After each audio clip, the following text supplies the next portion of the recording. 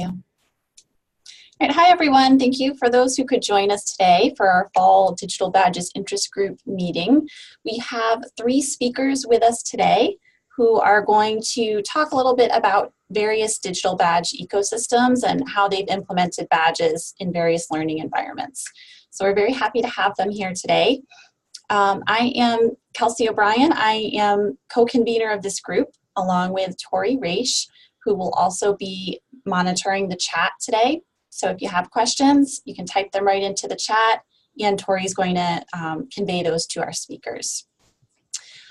And we are also joined by our incoming co-convener, Laureen Cantwell, and our outgoing convener, Emily Rimland. So we're all here, and if you want to connect with us, we also have a LibGuide that I can provide the link to in the chat. Feel free to go explore the resources we have there about this group. This is essentially a forum for us to exchange ideas about digital badging and micro-credentials, particularly as they relate to libraries. So we have a discussion section on the LibGuide if you want to communicate with us that way. You can join the listserv. And also, if anyone's interested in sharing a blog post, we started a new blog on our LibGuide. So please feel free to check that out, and thank you, Laureen, for putting that in the chat. So I want to get started pretty quickly.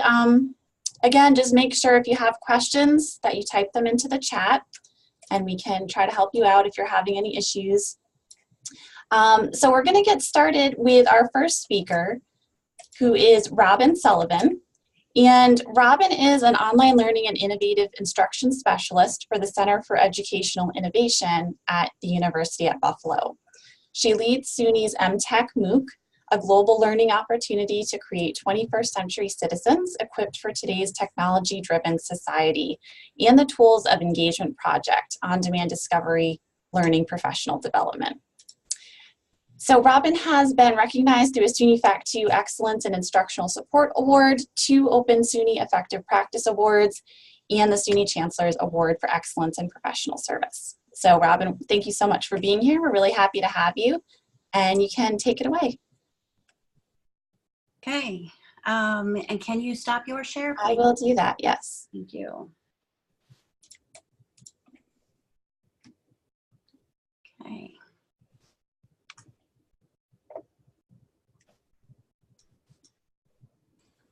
Someone's sharing in the wrong way. Give me 1 second. No problem. Present. Okay, so hopefully everybody sees that okay. Give me a nod, maybe. Kelsey, I see you. Okay, good. So thank you for the opportunity to share information with everyone. As Kelsey mentioned, I'm an online learning specialist, and I work at the University of Buffalo. And I've been involved with a couple different micro-credential and badging projects, and I'd like to talk to you about them and just give you a little bit of a background. And if anybody has any questions after the session, please feel free to hook up with me. My email address is just rrs@buffalo.edu. And if you need to find me on the UB directory, make sure you look me up under Roberta. Everybody calls me Robin, but Roberta is the legal name, and that's how you find me. So let's see, I did put the slides online. So Kelsey is going to link them from the LibGuide, and you can access them also through this bit.ly link, bit.ly/ACRL badges. And so basically, just want to give you a little bit of idea of what I do. I'm an online learning specialist, and I mainly consult and do some research regarding innovative pedagogy. I work directly with faculty and stakeholders throughout the university, and my brain is always on the how do you use emerging technologies to benefit teaching, learning, and all of the 21st century skills that we definitely promote. I'm a fellow librarian, even though my role is an instructional designer. So I have been an instructional designer here at UB going on way too long, a couple of decades, And I just wanted to start out a little bit just to mention that I've seen a lot of emerging technologies kind of come, some have gone over the years. And I've always been kind of the advocate or the person that is maybe pushing the university towards considering these ways of using media as a way to engage learners and to provide content. And so I remember many, many years ago, people saying, oh, online learning, you know, not a thing. So now I've been able to witness that it has become a very valued and respected way for learning. E-portfolios, they've been around for a long time. I was on a grant project where UB was building a homegrown version back in the early 90s. And now I think portfolios are finding their ground. Clickers is another one. People are saying, oh, you don't need those things. You know, we have large lecture halls. I'm talking to research libraries on this call, so I'm sure many of you can understand. Although we realize small groups are great and interaction is key, it's still in our large campuses, we have large classes. So clickers are very useful to engage those groups. And now I think that one of the trends that I'm very involved in is the use of digital badges. And a lot of people say, you know, oh, I don't understand the value. I've worked with them for a little while, and there definitely is some great motivational aspects about using badges, ways to kind of document a story about who you are and what you value in your professional development and your learning progress. Just one more technology I'm going to mention is kind of the one on its way in is the virtual reality and augmented reality. And I get real excited about technologies, so as you can maybe tell already. So I just wanted to share a couple of fond memories. So I remember when I was looking at the computer screen in the art lab at our campus, and I saw a digital video about the size of my fingernail. It was about 10 seconds long, and it's like, wow, look at that. You know, you tell a kid that today, and they're gonna just laugh. You know, they binge watch a weekend full of Netflix on their computer, on their phone even. But you know, things evolve, technology evolves. I remember having a conversation, a text chat with somebody on the other side of the world, and it's like, wow, I'm communicating with somebody and they're so far away. And nowadays, you know, calls like this, a couple times a day, I'm on speaking with people from all over the world, and it's exciting. So I just wanted to share my first impression of digital badges. So, you know, we don't need those silly gold stars. Those are for the people that are in the very younger grades. And I had a colleague, some of you may know Kathleen Gradle. She's a great mentor through the SUNY system. And she was the one who brought the digital badge idea to one of the first projects that I'm going to talk to you about. And I'm very grateful that she kind of talked me out of my dismissal of digital badges, because I believe that they are something that will be very informative for documenting the skills and accomplishments of a person's career and their learning. So these are the three main projects that I'd like to tell you about, and I just wanted to get that going there. So the first project that I'm going to talk to you about is called the Tools of Engagement Project. We call it TOEP, and it's a SUNY-wide professional development opportunity. And the tagline for that project is On-Demand Discovery Learning Professional Development. I'll go through in detail a little bit about each project. I just want to give you a little introduction here. The current project that I'm most involved in right now is called Exploring Emerging Technologies for Lifelong Learning and Success, and that's a Coursera-based MOOC. And Quality by Design. All of these are SUNY-wide sponsored projects. Even though I'm with just one of the SUNY campuses, I'm with UB, which is one of our 64 campuses. Quality by Design is also available, and so we'll talk a little bit about each one of these different learning opportunities. They all follow a very similar process. You go to a course or a website and you either read or you view course content. You participate with the course materials. In many cases, you are actually creating artifacts through these learning opportunities. There's discovery exercises for each of the modules, and then each exercise ends with a self-reflection and sharing through a community. We've used Google Plus community, discussion forums in Blackboard, the discussion forums in Coursera. And so we have the learners learning with and from each other. It's not an instructor-centered environment, it's a learner-centered environment. And we all try to learn something new and share what it is that we're learning. And then the end process, everybody earns digital badges. There's one exception, the EM Tech MOOC, which is the current project, also involves the development of an e-portfolio that includes the self-reflections and the artifacts, and also Coursera certificates. So the first project, Tools of Engagement. The goal of that project is to increase the level of comfort and knowledge about emerging technologies. Basically, I'm an instructional designer. My role is to try to help expand an instructor's pedagogical toolbox. And being a single instructional designer with a large university, we have 30,000 students right now. So one centralized instructional designer with that many faculty was quite a task. So we needed to scale up what we were able to offer. And so we developed this online learning opportunity called TOPE. It was developed back in, actually it started in 2012. The first year we just used digital certificates, printed certificates. And in the second year, in 2013, we started with digital badges. So that's quite a long time with badges. I think the meta literacy project that Kelsey's been involved in is one of the very few other projects that has that much of longevity. And then so this is just a screen grab of the Tools of Engagement project website. It is up and available for anybody to take a look at.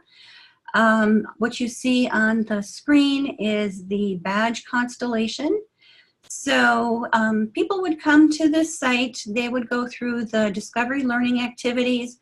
This project was organized by technology categories, the Web 2.0 categories, such as audio, video, blogs, mobile technologies, gamification. When you collected 4 different badges, you were then able to earn a mastery badge. And there was also a peer support, a peer review process that we also were able to issue some of the community badges for peer support and also for growth, who grew the most throughout. This was offered over an entire academic year. This project also started actually from, if any of you are familiar with the 23 Things project, it was developed by a librarian in North Carolina for the purpose of getting librarians engaged in using instructional technologies. The Tools of Engagement project, because the earlier project was Creative Commons licensed, we took that model and ran with it and developed it further and made it specific to faculty and staff throughout the SUNY system. Campuses had to become a member campus to be involved. So this is just some figures we gave out throughout those 4 years that we gave out badges. It was about 1,454 badges awarded and 142 mastery badges of those who completed the entire process. The next project is one that's near and dear to my heart right now. It's called the Exploring Emerging Technologies for Lifelong Learning and Success. For short, we call it EM Tech MOOC, and it is available, and I highly encourage all of you to check it out. This project, one of the big differences is that it is targeted to faculty, staff, and also students. So the first project, it was supposed to be a trickle down. Faculty should teach their students the value of using 21st century tools. Here we thought, well, we might as well have everybody just learn together. So the faculty, students, and anybody across the globe who would like to improve their the 4 C's, communication, collaboration, critical thinking, and creativity. Anybody is welcome to enroll. Anybody that's got a SUNY background with a SUNY email, you are also welcome to enroll. And this is based in Coursera, and you would also earn a Coursera certificate at no charge if you're from SUNY. If you're from outside of SUNY, you can do everything else in Coursera. Every activity, the final peer review, you would earn your mastery badge. The only thing you wouldn't get if you didn't pay the fee is that final Coursera certificate. The first project, Tools of Engagement, we used the free Credly badges, and we had people issuing or requesting their badges in a Google form. And then we manually issued them using a CSV upload. And the second project, the Exploring Emerging Technologies project, that still uses a Google form to request the badges. We kind of learned in process that Coursera was not able to be as lenient to meet our needs with the quizzing function. We're still using Credly badges, but we are using the enterprise version of badges. I think with the work that has happened earlier, I think both through Meta Literacy and through TOPE, SUNY was convinced to purchase the Credly enterprise version. So the goal of Exploring Emerging Technologies is very similar to TOPE. The idea of using emerging technologies for personal and professional growth is key, and we also promote lifelong learning skills and habits. So we talk about knowing about Creative Commons, knowing about your digital footprint, just understanding what it means that you must be a lifelong learner in today's society. And just trying to keep an eye on my time a little bit. And so the badges, this project just started less than a year ago in January. And just have a couple screens. I'll try to leave us more time for questions. But this is a screen of the Coursera MOOC. We have some video content in there, but we are not an XMOOC. We are more of a constructivist-based MOOC, which means we have the participants interacting, building, participating. The videos that we share in each of the modules are maybe about 2 to 3 minutes long.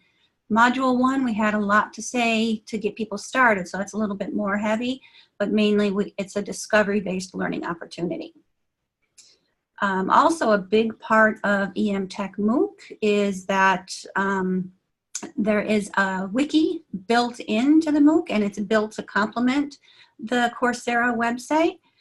When you're doing the discovery activities in each module, you go to this wiki, which is a database of technology tools. If you're in the communication and collaboration section, you go to that tab. You see that in the middle of the screen. And then another big difference from TOPE is that you first choose what is your learning objective. What are you trying to do? Are you trying to convince somebody of an idea? Are you trying to connect and collaborate with others? Once you select your objectives, you're then narrowed down in the tool list of what you can explore. Since January of last year, we've issued about 900 badges, and 60 people have earned Mastery Badge Awards. This current cohort, which is actually finishing up this week, is really active, so I expect the Mastery Badge Awards to go up quite a bit in this group. So here's the constellation for this project. Same kind of structure. We're have an award for peer support. Here we're also giving a contributor badge. So if you add a tool to the wiki or a resource, you can earn that contributor badge. And then the quest badges are the discovery exercises in each of the 4 modules. Kelsey, if you can give me just a heads up when I have like 4 minutes left, I'll just kind of speed it up. Yeah, I would say if we can wrap it up so we can get some questions, and that would be great, Robin. Thank you. So real quick, this is the Quality by Design. This project uses the Blackboard badges and the Credly badges together. The Blackboard badges are for the modules. The bigger badges are through Credly. Here's their constellation. I also just wanted to mention that the Coursera platform has badges. They actually used Credly badges for their mentors and their translators. They just recently switched to an in-house badge system, but they are not open badges. They do not use badges for their MOOCs. This is a great project. I can talk to you about it during question and answer, but the human resources at UB uses the EDGE system, and they have badges. We just don't have them turned on at UB just yet. Just have some results. I'm not going to go over that, but just I wanted to show that these projects are making a difference. So I will end with that, and I'll be here for questions. So thank you. Thanks, Robin. We do have just 2 questions, and then we'll transition to Angela's presentation. Her 3 questions, 2 from one person. So the first one is, what is the breakout of faculty, students, and staff participating in the Exploring Emerging Technologies program? And that question comes from Kimberly. Kimberly, that's a great question. And at the moment, it is really heavy with the faculty.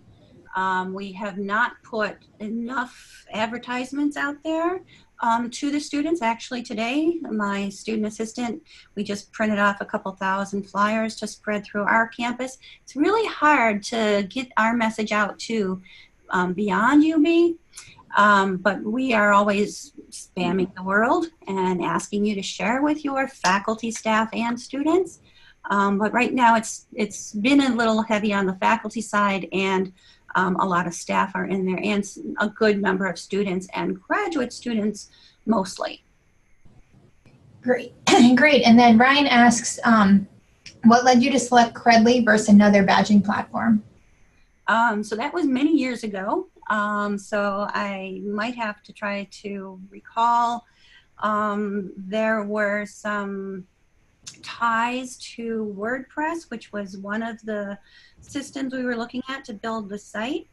I don't recall back then. I know that we did do a scan of all the different systems.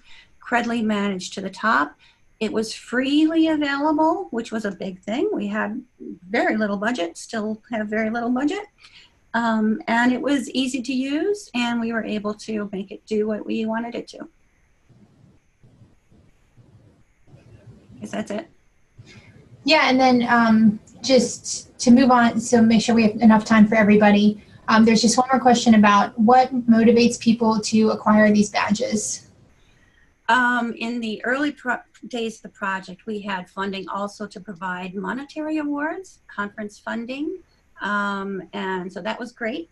But I believe that it's the, right now that we do not have any awards besides the digital badges and the certificates. And so the intrinsic rewards of being a lifelong learner and keeping pace with technology tools. That's what I believe is what's motivating people to participate.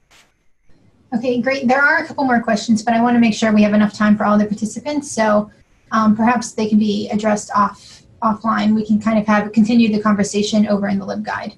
Happy to do that. Thanks. Thanks, Robin. You're welcome. Okay, so next up we have Angela Eklund.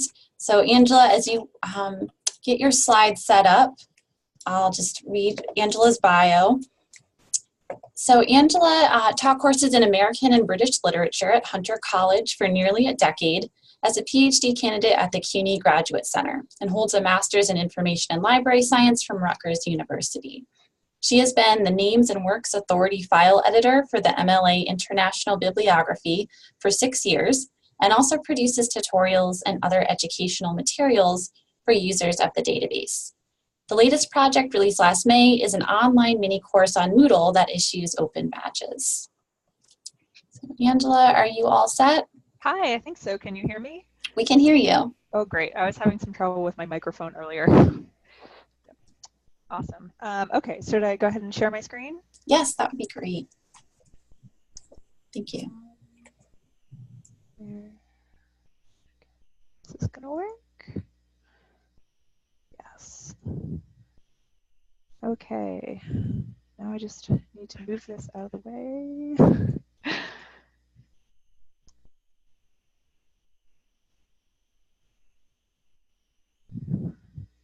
All right, can you all see this? My slides?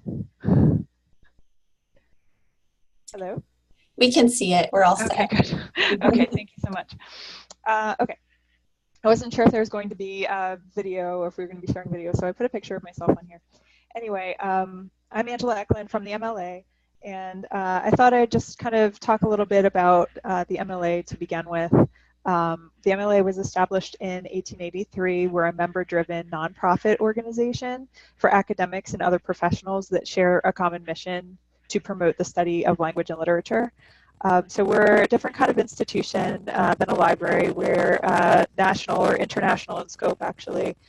We have members from around the world, over 25,000 members in more than 100 countries, in fact. The MLA bibliography is the largest publication of the MLA, and that's the MLA where I work. And as the American bibliography. It was just a few pages at the end of an issue of the PMLA journal listing the publications that year by American scholars.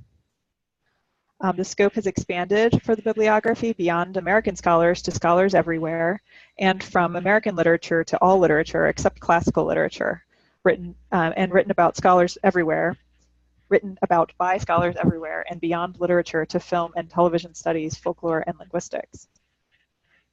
So this word cloud will give you a quick sense of the topics that we cover at the MLA bibliography: literature, film, folklore, linguistics, rhetoric, writing studies.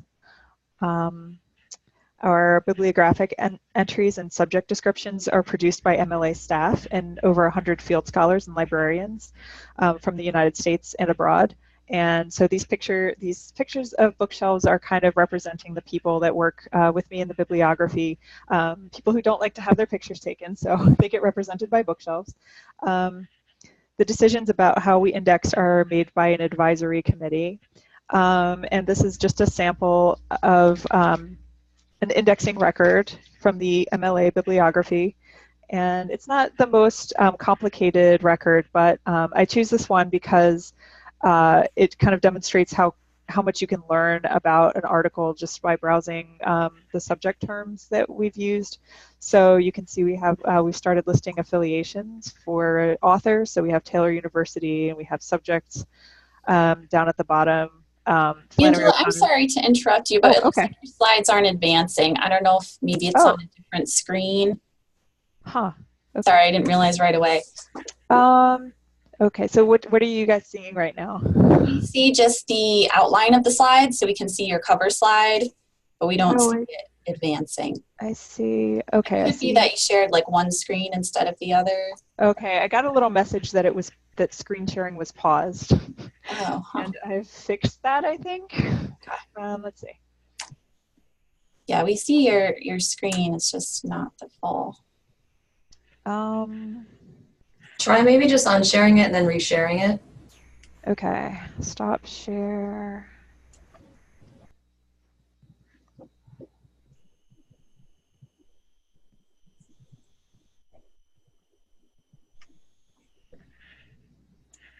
Good. Yeah, that looks good. Are you seeing bookshelves? Yes. Thank you. Okay. Sorry about that. So this is just an example of an indexing record about Flannery O'Connor, listing her name and her position as an American author under American literature in the 1900 to 1999. Our subject terms describe that this is about a novel of hers, Why Did the Heathen Rage, which is being studied as an unfinished work, and it's looking at its treatment of religious conversion, spiritual growth, the personal, and relationship to race relations, and that this article is a collection study of collections at Georgia College Library. So the reason I'm showing you all of this is that we realized at some point that that students and scholars even were not knowing how to use the terminology to find the kinds of things that they were looking for in the bibliography. Didn't realize that we had subjects like collection study that would be describing something very specific. And so the idea to create tutorials actually came from finding tutorials about our product on YouTube. And we found these free to use or free tutorials on YouTube. And this is just a kind of an image of some that you can find if you do a quick search. And you know, librarians were making their own tutorials, and some of them were really amazing and detailed, but they were often directed at a specific course or even a specific assignment, and so they lacked general usefulness for people. Also, you know, putting the responsibility onto librarians to make these tutorials about our resources didn't seem quite right. And so we thought we should be making these ourselves. So we did. We've got about 20 tutorials on different topics. They're free to use and modify under Creative Commons licensing. They're 3 to 5 minutes. The complete list of tutorials is available at mla.org/bibtutorials. And we've had about 25,000 views on our tutorials since 2016, and which is when we moved to Vimeo. They vary from the complex to fairly simple. Simple one, an example of a simple one is limiting by publication date. It's a pretty simple idea, but we do provide some examples of situations in which you'd want to limit by publication date and an explanation of the difference between limiting by publication date and limiting by time period, which would be like a subject time period. So I had some examples of tutorials, but I think I'll kind of skip those because I'm going to run out of time if I don't. But these are some images from the tutorials just to give you a sense of how colorful that they can be even on such a dry subject as a research database. Got image from our peer review tutorial and our film tutorial, film studies tutorial, and rhetoric and composition, keyword versus subject search. Our platforms. So the project started with tutorials, but we realized we wanted to do more with them. You know, as I said, we started out having, well, I didn't say this, but we started putting our tutorials up on YouTube, and we realized that this was a problem when we needed to update our tutorials, because every time you update them on YouTube, you have to change the URL. So we moved to Vimeo, and that allowed us to make frequent updates to our videos without needing to change the URL. Then we chose Moodle as an open source learning management service program to kind of organize our tutorials in a way. We knew that Moodle could do all that we wanted it to do. It allows us to do bundled instruction, which allows us to create lessons that students will progress through so that they could watch the tutorials in a particular order. It's easily expandable, so we can add more courses, as many as we want. There's assessment features that we can use to make sure that students are understanding the tutorials, that they can do some active learning in addition to just watching. And it issues badges, which can be used as certification across institutions, so that was great.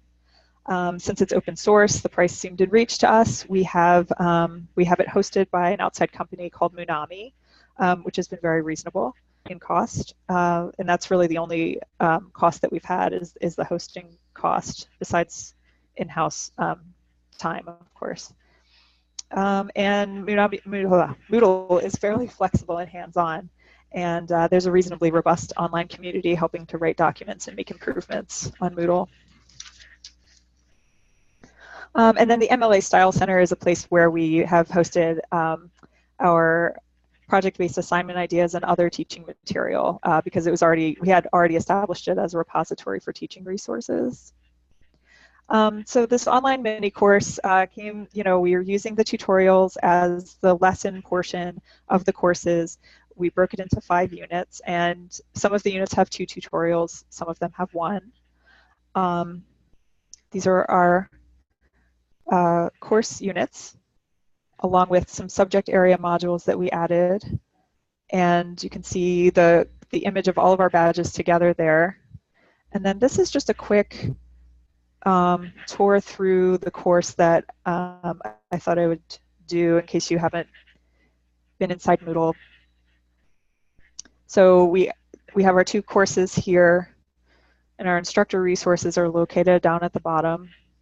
Moodle allows us to do this glossary, which is great, and write our own definitions so that students can, at any point in the course, click on one of these blue words and find a definition. If you go into the course, you'll see our units, you'll see our glossary, and I'm showing you where the badges are located here. We've got our 5-unit badges, and we have 2 course completion badges. And here's an example of our quiz 1 badge. And here's where you can kind of edit the details. You set the criteria. Here's that student has to pass the first quiz. And you choose the message that goes out by email with the badge. This is an example of one of our progression questions. We decided to call them progression questions rather than practice questions because we thought that they are less like practice and more like progressing in knowledge to and reinforcing knowledge that's learned in the tutorials, and you need to pass them to progress through the course. So this is a screenshot of a progression question from that asks students to find the preferred subject term used for the author of The Adventures of Huckleberry Finn. And so students have to actually go into the database and find the answer to this and type it in. And this is an example of some feedback for an incorrect answer. It rewords the information needed to answer the question, and it allows the students to try again. It kind of gently pushes them along. They can't really get stuck or fail exactly. If they're having trouble, it will take them a little bit longer to get through the course, but they won't fail it unless they give up. This is an example of a question about how many articles about William Shakespeare appeared in a particular journal between 1940 and 1949. So again, they're practicing their skills in narrowing down a publication date and searching for a subject author. Then the quizzes look a little different. They have to answer all of the quiz questions at once and then submit. So that's a little different than the progression questions, which move them along. These are our unit badges. As you can see here, the badges kind of add a little bit of fun. They're an element of gamification because they provide a visual indicator of progress through the course. These are our course completion badges. We have the regular searcher badge, and we have the skilled searcher badge for any students who complete the course with a 90 or above. And our skilled searcher badge has the glitter, which has been everyone's favorite aspect of the course. And this here is an example of what a badge looks like for certification purposes. If a badge is emailed, an instructor can click on the badge and come here to this page and look to see what the student has done and see the student's name. We are using open badges. Moodle provides open badges, meaning that if the badges fulfill certain specifications that can be so that they can be used in other systems that accept open badges. We used House graphic designer for the images, and I think that you get kind of a consistency in style that's nice in both the tutorials and in the badges. It can be less distracting. So, we'll go back to my badge images. Just one bit of advice if you haven't started badges yet and you're thinking about creating your own images, create a large image to begin with, because even though your badge program will probably shrink it to be small, you will end up using your badge image in contexts where you may want it to be larger.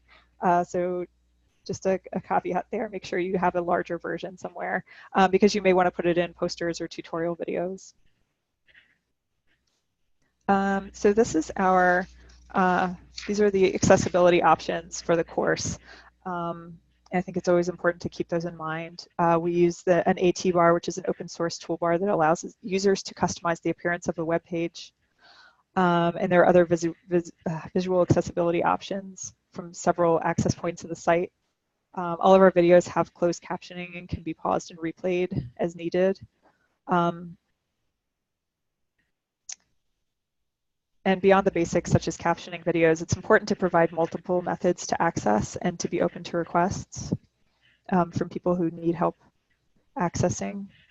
When we opened, this is our schedule for testing the course. In March 2017, we did our alpha test, which was our in-house test. In April 2017, we did a beta test, which involved students, professors, and librarians from Louisiana State University, Purchase College, Spartanburg Community College, and EBSCO. They all participated in our beta test. And then we released the course in May 2017. And over the course of the summer, we tweaked it and refined it. And then finally in January, our subject modules were released. And then I thought I'd just give you some quick statistics on our users because I find it kind of interesting. Where is the page? Oh, yes. So we have our students here are about, we have about 60% students. And that's a pretty good number, and then a little bit, about 40% instructor librarian, and other, which has turned out to be mostly administrators. And then our users by country, we have about 70% from the US, but what really surprised me is, of course, that means there are about 30% from outside the US, with Canada, Germany, and Great Britain leading the way. Our students have spent an average of 1.5 to 2 hours on the course, and via survey we have gotten a satisfaction rating of 4.2 out of 5, which I think there is some room for improvement, but it's pretty decent considering the fact that most of the students have been assigned to this course, and so for them it was kind of required. The most useful lessons that students indicated were the thesaurus searching, keyword search versus subject search, and the peer review. And the least useful lesson that they identified was the wildcards and truncation, which doesn't completely surprise me. But we don't have any plans to eliminate it yet because it still can be useful in database searching. When you get stuck, it's a good thing to at least know about. And so that's it. Thank you so much for inviting me. Does anyone have any questions for me? Thanks, Angela. There are a few questions. Your presentation was really interesting. So there's a question about who the course is available to. So our course is for registered users only, and by registered users, users of the institution that subscribe to MLA is what was meant. Oh, okay. No, actually the course is available to anyone. All you need is an email address to sign up for the course. So if you just, if you go to mla.munami.com, and I don't know if I have that written down anywhere in this presentation. I should have. But it's MLA Munami, MOONAMI.com. You could probably do a Google search also. You can sign up, or you can send students to that URL, and they can sign up on their own. And then if you're requiring students to take the course, you just have them send a badge to you at the end. They'll get an email and they can forward it on to you. Okay, great. And then another question is, have you gotten any feedback from instructors in terms of how they are using the badges? We've gotten some feedback via survey, and it hasn't been all that detailed. So, yeah, not really. Okay, and then there's just one more question, and then we can move to Jared's presentation, which is what accessibility site do you use? Oh, what accessibility site? So we use,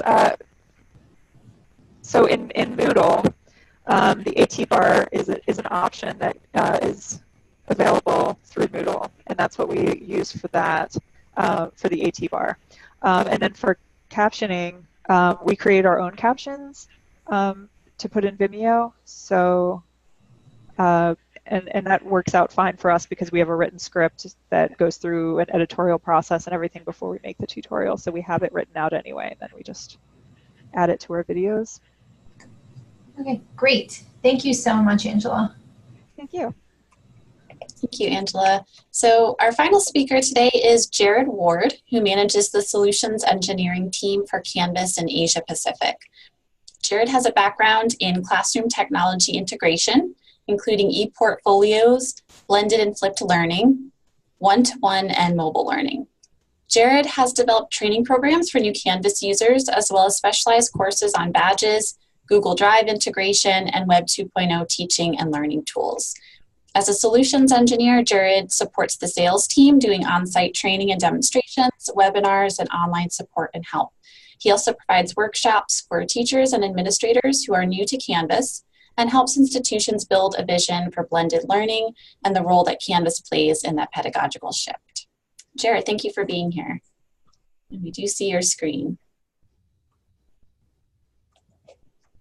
You will need to unmute though. Thought I had got that button Awesome. as well. Sorry, thank you. Can you all hear me okay then? Yes. Yeah, good, good. Well, good morning. I'm glad to join you all. Just a really quick background for me as well. I worked in schools and taught mostly ceramics and sculpture classes, and now I work for a software company, so that's been an interesting transition. But I worked closely with librarians when I was I worked as a technology integration specialist and coached teachers on technology use, not wholly dissimilar from maybe what Robin does in her university role, but worked closely with librarians, and that's where my office was based, and actually did a 23 Things course, Robin, along with my librarian for our teachers there. So it's kind of interesting.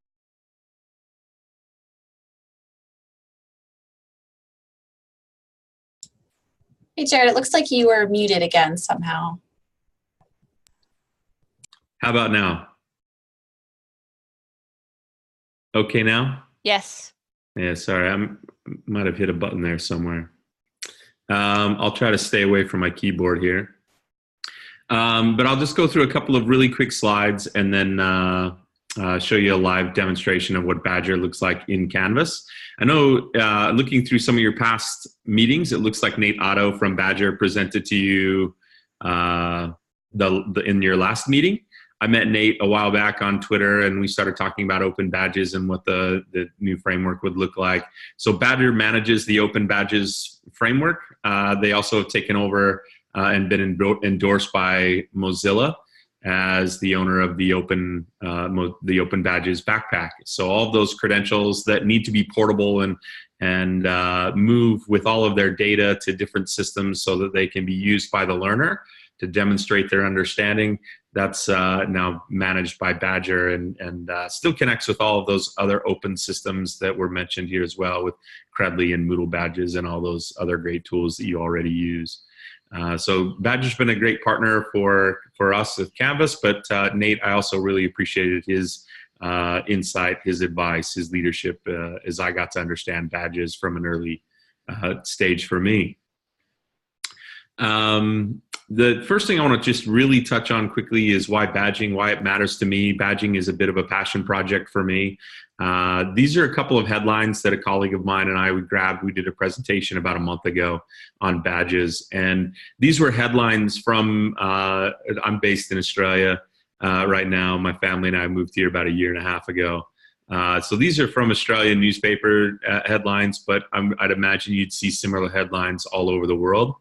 I don't need to go through and read all of these things, but the reason that digital credentials are becoming increasingly important and probably really relevant in the Australian workspace is that too many of our students aren't prepared for careers. A lot of students in Australia go through alternative training programs. We call them RTOs here, registered training organizations. It's similar to the community college program in the U.S., but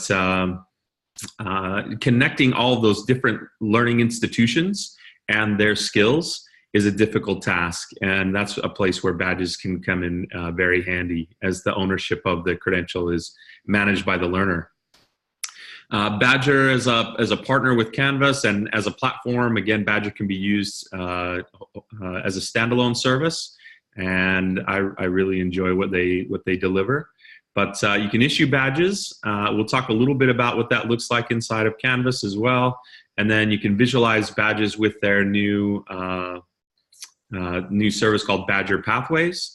I really liked the hearing some of the terminology. I think Robin mentioned it as a badge constellation in her platform, in her program. And that was the term, again, I learned that one from Nate as well. And that was the term that connected all of the learning together. That was generally the piece that's missing to make a badge be something that isn't that digital sticker, that gold star that we don't really want badges to become. To give it more meaning, that constellation was required, and badge pathways really are that next iteration of what constellations were. They're searchable, they're stackable, and I'll show you what that looks like as well. And then the last couple of things here: badge rank and badge check. This adds additional credibility and validation to the badges that you deliver. I did a quick search as everyone was talking about their badges today in badge rank. I'll show you that platform. And I didn't find any of the badges right away. And again, it's early in the morning. It's just before 6 a.m. here for me. So it could just be in my brain not being able to execute a search. Didn't use any Boolean search tools, so my librarian mentors would be discouraged. But I'll show you what that looks like. And Badgr has indexed about 100,000 badges, I think, to date, maybe more now. But these badges can come from any platform. They don't have to be from Badgr. There are certainly badges from some of the institutions that I work with here. RMIT uses Credly to deliver badges, and their badges are all listed in badge rank as well. I will just hit on this briefly. I'm not going to read through everything here, but the reason we chose Badgr is it supports open standards like the new version 2 Open Badges standard. It also supports LTI, which means that it can plug and play into your learning management system, things like InfoBase, LibGuides. Those also play in that same open standard. And then there's a number of other features and options with Badgr Pro and Pathways that I'll get through here. So let me jump into the live demo and show you what that looks like. This is a course that I've taught for a number of years on using badges for learning. It's really not about badges for Canvas. It's more about badges as a learning platform, as an option to engage students, engage learners, but also to track progression, track performance inside of the LMS. But the great thing about badges, again, is that they're open. So I do want to start here. This is the Badgr platform with all of the badges listed here. I just thought it would be a good visualization to see what that looks like. But the real power of badges inside of a learning platform start in the module list, or the requirements for the course. So inside of this course, I have a couple of requirements for module number 2. A learner has to contribute to a class discussion and view this individual page. Those are all set up inside of the module requirements, which can have additional prerequisites if I like. And then anything that's inside of that module can be added to the list. So there's only 2 items in this module. But I can require that they score at least a certain range, submit an assignment, if anything is an assigned option inside of the learner module. So once that's all set up and managed, then Badgr takes over and does the rest. So I'll come back to the badges page here. And all of those modules that were created inside of the learning platform are now translated into Badgr. I don't deliver badges for every single module. Not everything that you do gets a badge, but they're all important. They're all meaningful. There is a course completion badge. That's pretty critical. But with every single module, there's an option to add a badge. And these can be badges that I've created inside of the course already. These can be badges from other courses where I'm allowed and authorized as an issuer. An issuer for badges, as you're probably all familiar with, an issuer for badges is a certified institution or individual who can deliver a credential. So Badgr actually manages some of our events badges. So some of the events that we've put on, the Badgr manages the badges. So if you're holding events or conferences or trainings or other things and you need badges, Badgr can manage that as well. So I can build a new badge with their badge creation tool. So I dropped my really large graphic here that was mentioned by Angela, making sure that I can use it in other places. It'll scale down to the right place. Give it a name, give it a description. This all builds the metadata that's in that badge anatomy that on that first slide that I talked about, that I know Nate covered in his presentation in your last session. And then I can also give criterion, requirements, or a URL that requires a learner to submit evidences of competency. That can be a link back to your course. That can be a link to an external website. And so really powerful options there. With Badgr Pro, you can also, the Badgr Pro option is a paid service. With that service, you can also link to external badges. So rather than just completing modules or things inside of a single course, inside of the LMS, you're also able to link to external sources. So if I had a badge from MLA, I could link that directly to my Canvas course, require that it be completed, or give the option for learners to complete it inside of my course, and they would earn that badge inside of the MLA system, inside of the course system here, if I was an authorized issuer, and I could track all of that inside of one place. So it makes it really easy. There was a question earlier about managing badges from other sources. This is one way to make sense of all of that. We know that when people come to badging, they typically come with badges from multiple resources. They've been using Credly, they've been using other platforms, and they want to be able to bring them together. You don't necessarily have to quit using those things. You can bring and piece things all together. I have a couple of minutes left, and I'll just show you a couple really cool things that I think add that level of gamification and tracking to Badgr that I really like, and this is what made it become my platform of choice. I can track all of the badges inside of my course.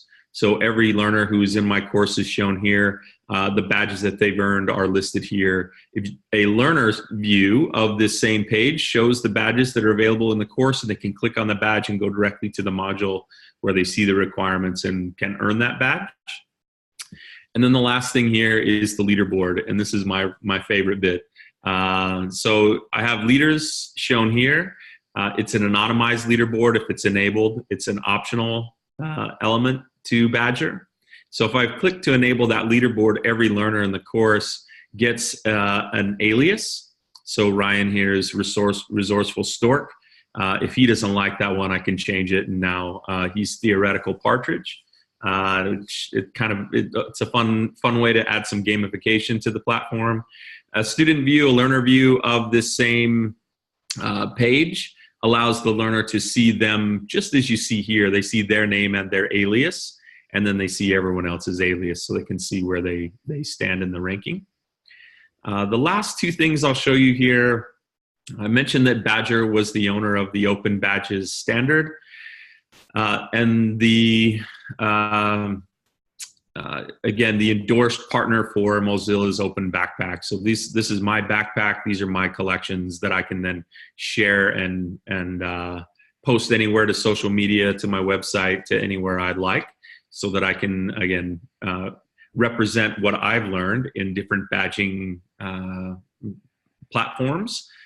Again, doesn't matter where I've earned the badges. Doesn't matter if I got a badge from SUNY Buffalo or from MLA. I can show those badges in the same backpack or collection.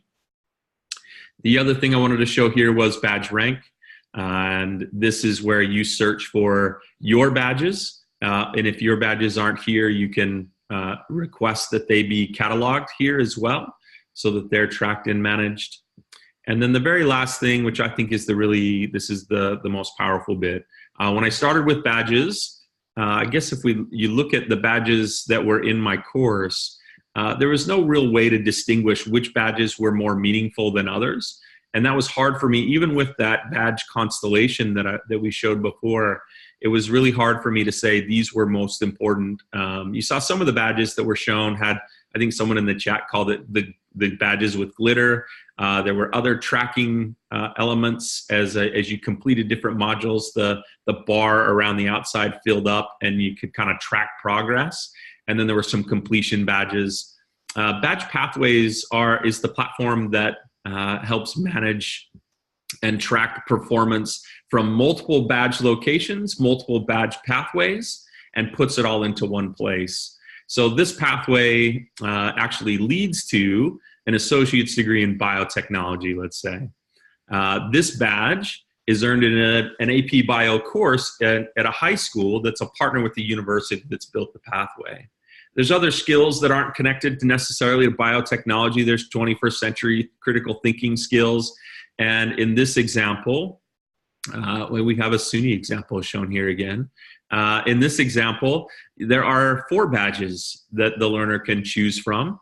They have to earn one of the 4 badges. So they can click on any of these badges, go to the requirements, and earn that badge. That then leads to their 21st century skills certification. When they partner that with their office skills, they get the job ready certification that again ties back into that associate's degree in biotechnology. So when we talk about motivation for learners, it really is about tracking and managing, being that lifelong learner and tracking and managing what they've learned. But the addition of badge pathways for me, it's the thing that helps me see what comes next. So again, I mentioned these are stackable. So as I earn this degree or certificate or completion badge, it can open up then additional badges or pathways that I wouldn't have been able to find without this technology. So that's a brief introduction. Happy to chat more and answer questions. As I was going, I saw lots of questions popping up. So happy to take a couple questions if we have time. Thanks, Jared. Yeah, I think we'll go ahead with questions, and hopefully the Zoom room will stay open for us. But yeah, we can start with a couple questions for people that can stay on a little bit later. And just a reminder, this recording will be on the LibGuide as well, so if you have to leave early, you can come back and catch the tail end. So the first question is from Lorene. She wants to know if there's an option to add attachments as an evidence.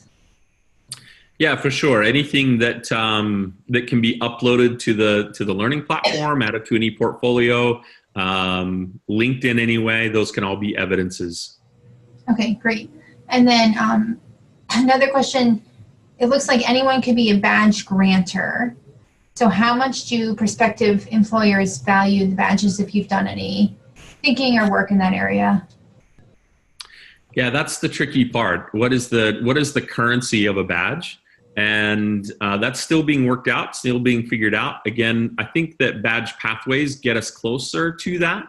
Badge rank is also very helpful. It tells a person who's looking at badges who the issuers are. The grantor, the badge grantor is the term that was used there, but the issuer tells a outside institution, outside entity, who the issuers are and what their credentials are to issue badges.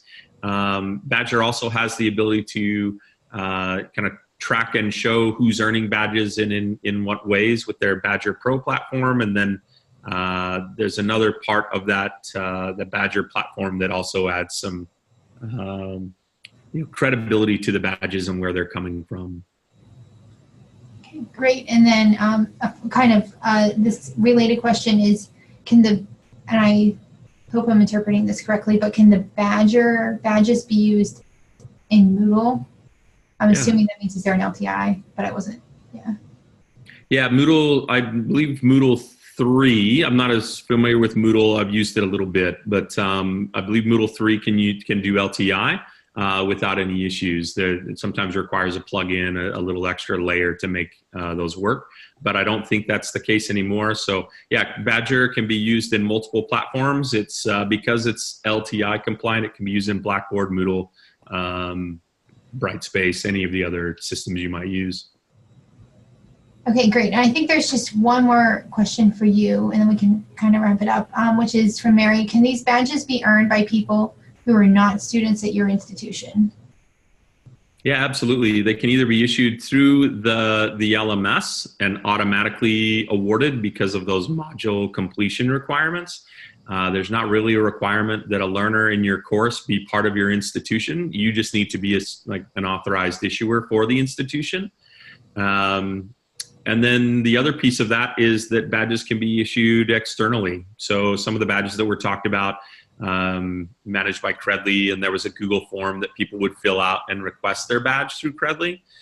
Same thing can be done with Badgr or something similar, where they submit evidences in other ways and you manually award or issue badges with Badgr. Okay, great. Thanks so much for joining us.